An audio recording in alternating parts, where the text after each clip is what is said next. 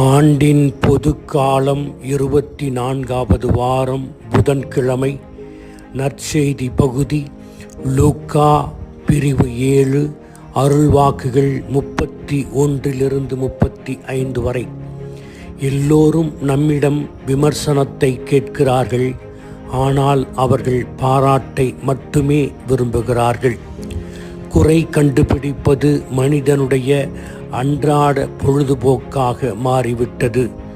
இன்றைய நற்செய்தி வாசகத்தில் இயேசு தனது சமகாலத்தவர் தனது செயல்கள் போதனைகளை விமர்சிப்பதை காண்கிறார்.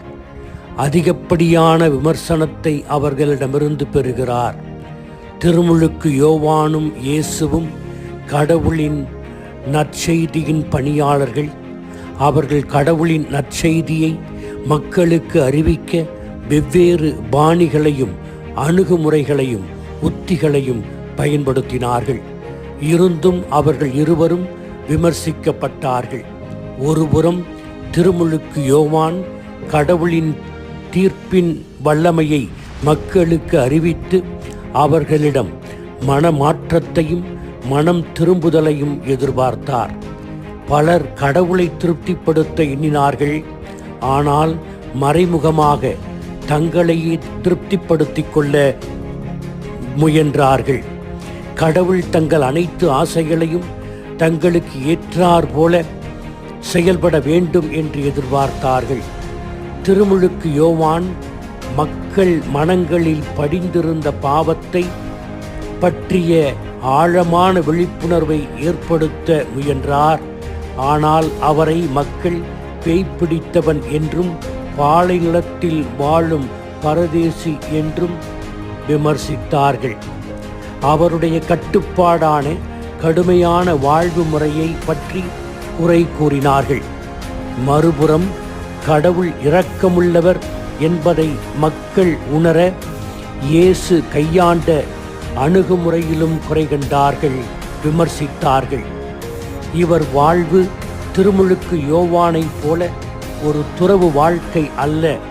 பாவிகளோடும் நம்பிக்கை இல்லாதவர்களோடும் அவர் வெளிப்படையாக அதிகப்படியாக பழகுகிறார் என்று விமர்சித்தனர். பிரான்சிஸ் ஜே காங் விமர்சனத்தை பற்றி தான் எழுதிய one day at a time என்ற தனது புத்தகத்தில் குறிப்பிடுகிறார். விரும்பினாலும் விரும்பாவிட்டாலும் எல்லோரும் உங்களை விரும்ப மாட்டார்கள் என்ற உண்மையை புரிந்து கொண்டு வாழ வேண்டும். உங்களை விமர்சிப்பவர்கள் எப்போதும் இருந்து கொண்டேதான் இருப்பார்கள். ஆனால் அதை எவ்வாறு கையாளுகிறோம் என்பதை பொறுத்தே நம் வெற்றியும் தோல்வியும் தீர்மானிக்கப்படும். அதோடு நாம் புரிந்து கொள்ள வேண்டிய மிக முக்கியமான விஷயம் என்னவென்றால், நாம் யாரையும் விமர்சிக்காமல் நமது நாவை கவனமுடன் கையாள வேண்டும். திருமுழுக்கு யோவானின் செய்தியும் இயேசுவின் செய்தியும் ஏன் எதிர்ப்புகளை சந்தித்தன?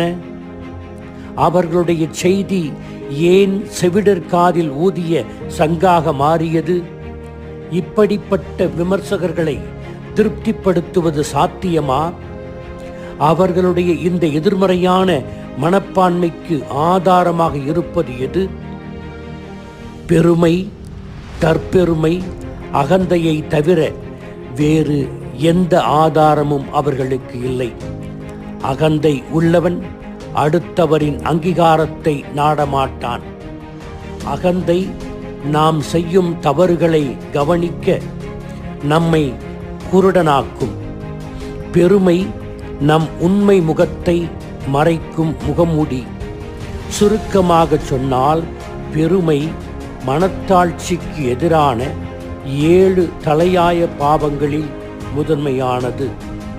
அகந்தை அல்லது பெருமை மனம் படைத்தவர்கள் தங்கள் கருத்துக்களை திணிக்க, தங்கள் கருத்துக்களில் பாதுகாப்பு தேடி அடுத்தவர்களின் கருத்துக்களில் உள்ள குறைகளை உடனடியாக சுட்டிக்காட்டுவார்கள்.